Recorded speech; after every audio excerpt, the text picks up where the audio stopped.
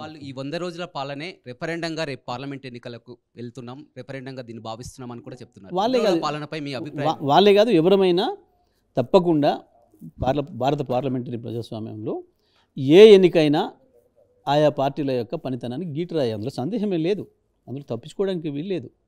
ఫలితాలు నెగిటివ్ వచ్చినా పాజిటివ్ వచ్చినా ఒప్పుకొని తీరాల్సింది ఎవరమైనా సరే. ఎందుకంటే ఎన్నికలే కదా పార్టీల పనితీరుకు ప్రభుత్వాల పనితీరు గీటరాయి. ప్రభుత్వంలో ఉన్న పార్టీకి ప్రభుత్వ పనితీరు గీటరాయి అవుతుంది, ప్రతిపక్షంగా ఉన్న పార్టీకి ప్రతిపక్ష పార్టీగా వాళ్ళ పని విధానానికి గీటరాయి అవుతుంది. కాకపోతే ఇక్కడ మనకు సమస్య ఏంటి అంటే సాధారణమైన ఎన్నికలకి ఇప్పుడు ఈ ఎన్నికల మధ్యన 3-4 ఏళ్ళ తేడా ఉంది. ప్రజల్లో ఇంకా అంత అసంతృప్తి వచ్చిందా లేదా అనేది ఒక అనుమానం పరిశీలకుల్లో ఉంది, అది అందరిలో ఉంది. కొంత మార్పు వచ్చిన మాట వాస్తవం. 2000 మొన్న ఎన్నికల్లో 23 ఎన్నికల్లో ఏదైతే బీఆర్ఎస్ పార్టీకి వచ్చినాయో ఓట్లు దానికంటే పెరిగేది వాస్తవం బీఆర్ఎస్ పార్టీకి. కాంగ్రెస్ పార్టీకి మొన్న వచ్చిన ఓట్ల కంటే తగ్గేది ఖాయం.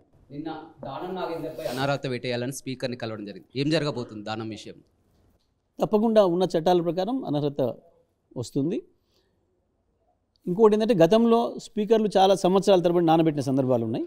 కానీ ఈ మధ్యకాలంలో సుప్రీంకోర్టు కూడా రూలింగ్ ఇచ్చింది, ఎక్కువ కాలం అట్లా పెట్టుకోవడానికి లేదు. ఆ చట్టం యొక్క అసలు ఉద్దేశమే నీరుగారిపోతుంది. మీరు అది చేయడం వల్ల ప్రజలకు విశ్వాసం పోతుంది చట్టాలపైన. కాబట్టి తొందరగా ఎంత వీలైన తొందరగా చేయాలి అని చెప్పేసి అది విలీనం చేశారు. టెక్నికల్గా వీలు కాలేదు, అసలు కంప్లీట్ లేదు కదా. కూడా విలీనానికి మళ్ళీ సిద్ధం కాబోతున్నారు. ఒక్కడితో కాదు కదా. ఇప్పుడే ఒక 26 మంది ఎమ్మెల్యేలను లాగేయాలని చూస్తున్నారు, చాలామంది టచ్లో ఉన్నారు. 26 మంది ఎమ్మెల్యేలు కాంగ్రెస్లోకి వస్తే ఎల్పీ విలీనం అయిపోయినట్లే అవుతుందనే విధంగా కాంగ్రెస్ వ్యూహంతో ముందుకెళ్తుందని చెప్తున్నారు. వెళ్తే అంతే అవుతుంది కదా, వెళ్తే అంతే అవుతుంది. అందులో 26 మంది ఎమ్మెల్యేలు ఉన్నారా కాంగ్రెస్లోకి వెళ్ళిపోవడానికి సిద్ధంగా? లేరు, అందులో సందేహం ఏం లేదు. వెళ్తే మీరు అన్నట్లు టెక్నికల్గా 26 మంది వస్తేనే సాధ్యమవుతుంది. అప్పుడు 12 మంది వస్తే ఎట్లయితే సాధ్యమైందో 18లో 12 వస్తేనే సాధ్యమైంది. ఇప్పుడు కూడా 26 వస్తే సాధ్యమైంది అనేది ఒక లెక్క. అది చట్ట ప్రకారం ఇది ఉంది అని చెప్తున్నారు. అది చట్టానికి సంబంధించిన చర్చ. నేతలు బీఆర్ఎస్ నుంచి వెళ్ళి ముఖ్యమంత్రిని కలుస్తున్నారు. బీఆర్ఎస్ అధినేత అధిష్టానం అనుమతి లేకుండా ఎవరు కూడా ముఖ్యమంత్రిని కలవద్దు అని స్పష్టంగా ఆదేశాలు జారీ చేసినప్పటికీ వెళ్ళి కలుస్తున్నారు. చేయలేదు, మేమేం చేయలేదు, ఎప్పుడు చేయలేదు. ఎవరు ముఖ్యమంత్రి చెప్పారుగా? No, never. మంత్రులను కూడా ప్రజాక్షేత్రంలోనే కలవండి, ముఖ్యమంత్రిని నేరుగా కలవద్దు అని చెప్పారని వార్తలు వచ్చాయి. లేదు, కేసీఆర్ గారు ఎప్పుడు కూడా చెప్పలేదు. వివిధ కార్యక్రమాల సందర్భంగా కలవచ్చు, కొంతమంది మేము ఏదో డెవలప్మెంట్ యాక్టివిటీ కొరకు పోయినాం, మాకు ఏదో సమస్య పోయినాం అంటున్నారు. కానీ ఇప్పుడు రేవంత్ రెడ్డి సర్కార్ను కూలగొట్టడానికి పడగొట్టడానికి కుట్ర జరుగుతోంది. ఆ కుట్రను అడ్డుకోవడం కోసమే కాంగ్రెస్ వాళ్ళు బీఆర్ఎస్ నుంచి ఎమ్మెల్యేని తీసుకుంటున్నారనేది వాదన. స్వయంగా రేవంత్ రెడ్డి చెప్పాడు, నా ప్రభుత్వాన్ని పడగొట్టడానికి కుట్ర జరుగుతుంది. రేవంత్ రెడ్డి తీసుకున్న వాళ్ళను వాళ్ళకి సంబంధించిన లీగలైజ్ చేసుకోవడానికి ఆ మాటలు చెప్పి ఉండొచ్చు. కానీ రేవంత్ రెడ్డిని పడగొట్టడానికి కుట్ర జరుగుతుందంటే ఎక్కడ, ఏ ప్లేస్లో జరిగింది, ఎవరి ద్వారా జరిగింది, ఆయన పార్టీలు దానికి సహకరించిన వాళ్ళు అంటే ఇక్కడ ఒక్కటే నిమిషం చంద్రబాబు గారు, ఆయన ప్రభుత్వానికి కూలగొట్టడానికి కుట్ర జరగాలంటే ఆయన పార్టీలో ఉన్న వాళ్ళు ఎవరు సహకరించాలి కదా. వాళ్ళ పేర్లు బయట పెట్టమనండి, మీరు అడిగండి ఆ ప్రశ్న. ఆయన మాట్లాడినప్పుడు నేను అదే అంటున్నాను, ఇక్కడ విలేకరుల మిత్రులు నేను అంటున్నాను, ఏ విజ్ఞప్తి ఏంటంటే రాష్ట్రంలో దేశంలో ఆయన మాట చెప్పినప్పుడు వెంటనే అడగాల్సిన ప్రశ్న ఏంది, మీ పార్టీలో ఎవరు సహకరించితేనే కదా కుట్ర జరగడం అనేది. మరి మీ దాంట్లో కుట్ర చేస్తున్న వాళ్ళు ఎవరు, మిమ్మల్ని కూలగొట్టడానికి ఆ విషయం చెప్పండి బయటకు. మీ పార్టీ నుంచి ఏమైనా ప్రయత్నం జరుగుతుందా? నేను ఏమంటున్నా, మా పార్టీ నుంచి ప్రయత్నం జరగడం పక్కన పెట్టండి, అది మా నుంచి జరుగుతుందా, బీజేపీ జరుగుతుందా, ఇంకో నుంచి జరుగుతుందా, వాళ్ళ పార్టీలనే జరుగుతుందా. కాంగ్రెస్ పార్టీ గత చరిత్ర మనం చూసినప్పుడు ఎప్పుడైనా వాళ్ళ పార్టీలోనే కుట్రలు జరిగినాయి.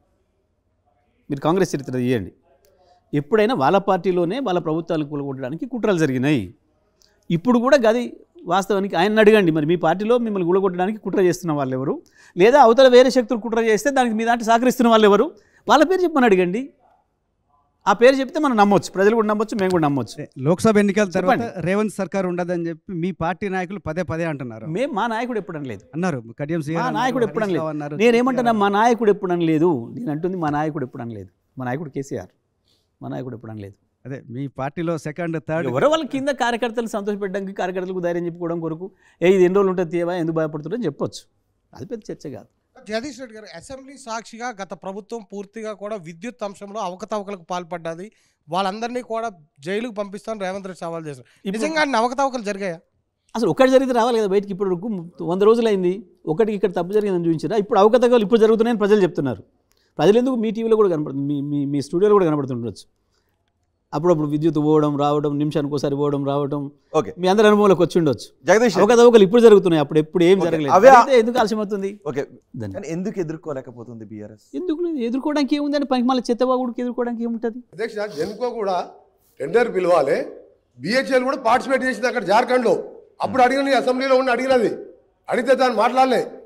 దాంట్లో పెద్ద స్కామ్ జరిగింది. వీరి పాత్ర కూడా చాలా ఉంది ఇలా. ఈయన పాత్ర 10,000 కోట్లు తిన్నాడు అలా. నేను ఇంకోటి చెప్తున్నా అధ్యక్ష, ఇది ఆన్ రికార్డ్ చెప్తున్నా, నేను ఇవన్నీ కూడా సాక్ష్యాధారాలు ప్రూవ్ చేస్తా. ఇది 50,000 కోట్లు పెరిగింది అధ్యక్ష. ఇప్పుడు 50,000 కోట్ల పెరిగింది. ఇది లాస్ కాదు, మ్యాన్ మేడ్ మిస్టేక్స్ అధ్యక్ష, మ్యాన్ మేడ్ మిస్టేక్స్. ఇది ఎవరితో కావాలని జరిగిన నష్టం కాదు అధ్యక్ష. చెప్తా ఎటర్ పోతాం, అన్నీ పోతాం. మీరు తిండేదంతా కక్కిపిస్తాం. మీరు అనుకుంటారు ఇవాళ మీరు వదిలిపెడతాం అనుకుంటారు అధ్యక్ష. ఎస్ ఇది బట్టలు చెప్పుకొని రోడ్ల మీద తిరిగే కేసు ఇది కొద్ది రోజుల్లో. ఎందుకంటే అసెంబ్లీలో ఫ్లోర్లో మాట్లాడుతున్న సోయిలో కూడా మాట్లాడాడు, తాగొచ్చి మాట్లాడాడే మా రోజు. అసలు అగ్రిమెంట్ అనేది బిహెచ్ఎల్కి జెన్కోకి రెండు రాష్ట్ర ప్రభుత్వం, కేంద్ర ప్రభుత్వం సంస్థ, రాష్ట్ర ప్రభుత్వ సంస్థ. ప్రభుత్వ సంస్థల మధ్యన కూడా అవినీతి ఉంటుందా? కానీ సాధ్యమవుతుందా? ఇప్పుడు తెలుగుండి మాట్లాడినట్ట, అకల్లిక మాట్లాడినట్ట, కాలిదప్ప మాట్లాడినట్ట. నేను ఇప్పటివరకు ఈ దేశంలో గతంలో ఏమైనా ఉందో చరిత్ర నాకు తెలియదు, కానీ ఒక మంత్రి, మాజీ మంత్రి ఫ్లోర్లో విచారణ చేసుకోండి, ఏ సంస్థలతో చేసుకుంటారో, న్యాయ విచారణ చేస్తారా, సిట్టింగ్ జడ్జితోనా, కమిషన్తోనా చేసుకోండి అని చెప్పిన మంత్రిని నేను. దమ్ముంటే బయట పెట్టాలి. అంటే లేదు మరి ఇప్పటివరకు సప్పుడు లేదు. యాదాద్రి ఇప్పటి వరకు ఒకటి తో ఒప్పందం చేసుకుని బిహెచ్ఎల్ వెనక నుంచి మరి కొంతమందిని అందులోకి వచ్చేలాగా చేశారు. అదేంటంటే నేను అనేది, బిహెచ్ఎల్ కేంద్ర ప్రభుత్వ సంస్థ, కేంద్ర ప్రభుత్వం వాళ్ళ ఆధ్వర్యంలో ఉంది. వాళ్ళు కూడా చాలా మాట్లాడుతున్నారు. 1 నిమిషాలు పెట్టాలి కదా. బిహెచ్ఎల్ నుంచి ఎవడన్నా డబ్బులు ఇస్తాడా? బిహెచ్ఎల్ చైర్మన్ నీకు లంచం ఇస్తాడా? సాధ్యమవుతుందా? కేంద్ర ప్రభుత్వ సంస్థ చైర్మన్ ఇంకో చైర్మన్కి ఏమైనా లంచం ఇస్తాడా? తెలివిండి మాట్లాడేది అసలు ఇదేమన్నా బుర్రమున్న రాజకీయ నాయకుడు మాట్లాడు.